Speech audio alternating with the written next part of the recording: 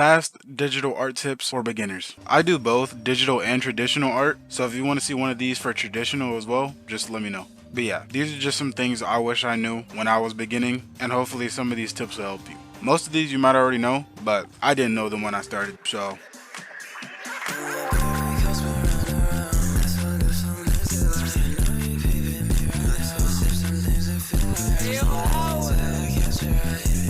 The brush you use is important. When I first started, I used a G pen to do my sketches, and my sketches would turn out probably good from the outside looking in, but for me actually doing it, it felt like it wasn't a sketch. It felt too refined because of the pen. And since I was traditional going to digital, I needed something that would resemble an actual sketchy like feel. So that's when I got a real pencil kind of brush to do my sketches, and then I started enjoying sketching on digital a lot more than I did for traditional, and it felt a lot more natural. So your brush matters, in my opinion.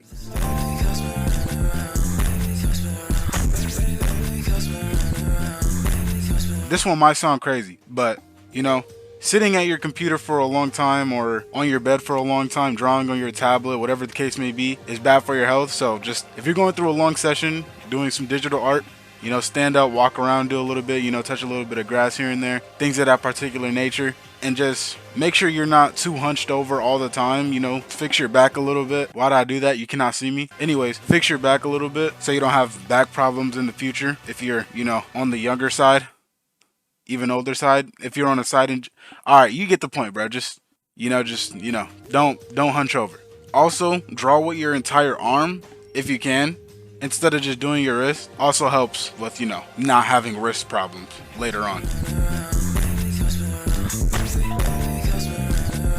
Understanding your program helps a lot. I use Clip Studio Paint, and I don't know it inside and out, but I know enough to get my job done efficiently. Just do some research on some shortcuts for your program and things that'll make your experience smoother.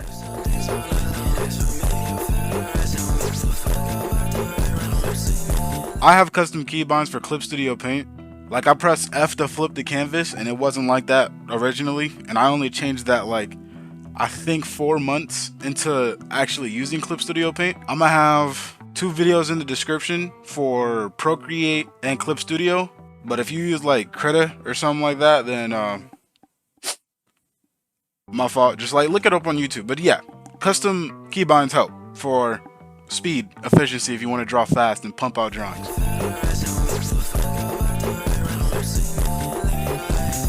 I don't color very well, I'm learning right now, but I do know a couple things. It'll lead into tip 6 as well, but for this one, know that if everything is dark, nothing is dark, and if everything is light, nothing is light. It sounds stupid saying out loud, but it'll make sense when I show you what I used to do. So.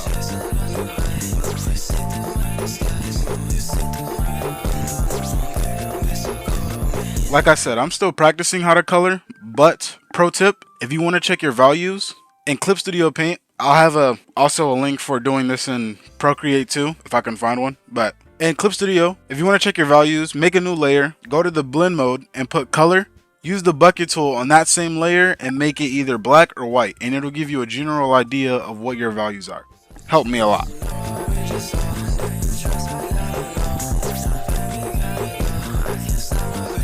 Your canvas size matters. I use Clip Studio Paint on my PC, so I can run pretty high pixels, but according to your whatever device you use, you know, make sure that it's a big enough canvas for you to get really good details. If it's not big enough, it'll get really like pixelated when you it'll get really pixelated when you zoom in and try to do fine details, but just make sure that your canvas is big enough to actually detail your art the way you want to detail it.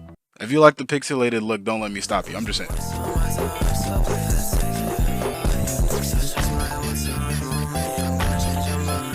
Don't stay zoomed in for too much, because like in the video I made before, you can get caught up in doing fine details for a certain area and you wouldn't even be done, and then one thing could be wrong and it'll lead to a whole lot of other stuff that you got to fix later. Plus, keeping a general balance between zoom in and zoom out helps with composition.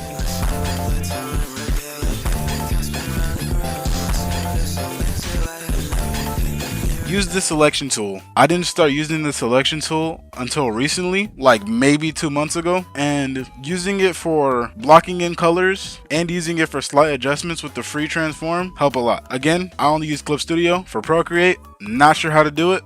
I'll probably leave another link in the description, but yeah.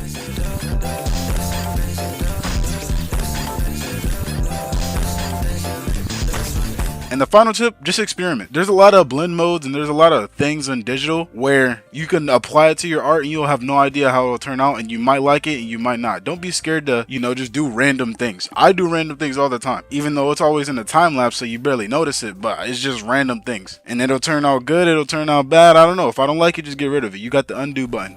Alright, that's it.